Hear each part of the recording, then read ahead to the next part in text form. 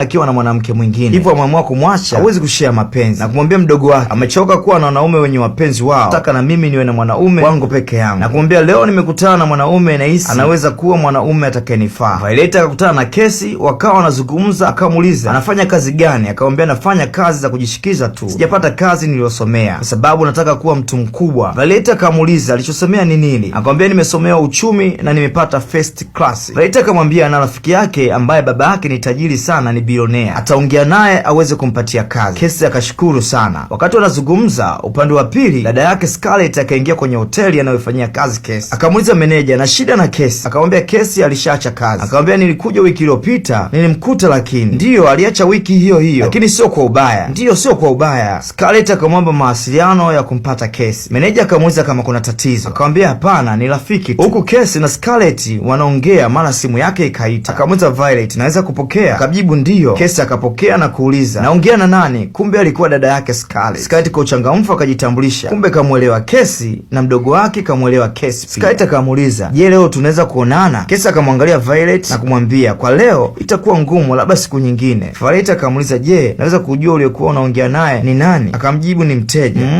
Kumbe mteja. Kisha wakagonga cheers kwa upendo kufurahia out. Baada hapo Violet akamsindikiza Casey mpaka anapoishi. Casey akamshukuru Violet kwa kumtoa out. Mrembo akamwomba Casey aingie ndani akapaone anapoishi. Unafikiri ni wazo zuri? Jamani, naomba kuingia. Casey akamkubalia, wakaingia ndani. Violet akawa anamsifia Casey kwamba nyumbani kwake ni pazuri, hata yeye kapapenda. Casey akamuuliza nini nikupatie? Violet akajibebisha na kumuuliza chochote nitachokuomba, je, utaweza kunipatia? Casey akamwambia nitajaribu. Violet akamsogelea na kuanza kumnyonya mate taratibu kama mara mbili hivi. Casey moyoni akasema usinitanie, na yeye akapeleka mdomo kwa Violet. Mambo yakaanza, kisha wakahamia chumbani. Asubuhi wakati Violet bado kalala, mlango ukagongwa. Kumbe alikuwa baba mwenye nyumba kaja kufuata kodi. Casey akamwambia mzee, naomba niongezee muda, nitakulipa pesa yako mzee. Mzee akawaka, nimekupa miezi mitatu umeshindwa, sasa niachie nyumba yangu. Mzee akampa masaa 24 au yameama, la sivyo atamtoa kinguvu. Mzee akaondoka zake. Casey haelewi atalipaje hiyo pesa. Kumbe Violet naye alikuwa kashamka na kumuuliza nini kinaendelea,